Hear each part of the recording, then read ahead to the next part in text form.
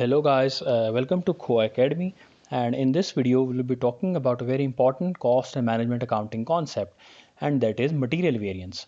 Now material variance consists of material price variance and material quantity variance. Now remember that material quantity variance is about quantity of materials used to produce 1 unit of output. Let's suppose we projected that in order to produce 1 unit of finished goods, we will be using 10 units of raw materials. But in actuality, we used 15 units of raw materials. Now that means we have an adverse material quantity variance because instead of using 10 units of raw materials, we used 15. So our cost of raw materials increased. So this means that our material quantity variance was unfavorable.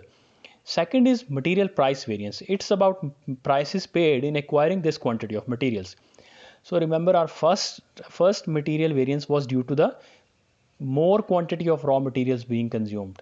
But the second is about the price per unit of the raw materials which we had to pay in the market to access that raw material. For example, if we predicted that we will get material at rupees $1 at $1 per kg, but when we went to the market, we had to pay $1.2 per unit of raw material. So this means that our material price variance was also adverse because instead of $1 we had to pay $1.2 for acquiring 1 unit of raw materials which we will be using in our production.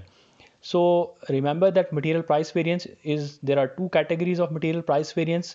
One is material quantity variance and the second is material price variance. Now material quantity variance could be unfavorable, let's suppose, because we hired staff which was not very skillful, so they wasted a lot of material, so raw material, on producing the output. So this means that we consumed more quantity of raw material than what we had projected.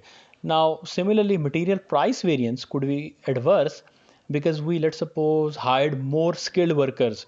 Now yes, they will consume less quantity of material because they are more skillful in handling the material, but we will have to pay them more because they are more skillful. So that means our material price variance will be adverse because we are paying them more than what we predicted.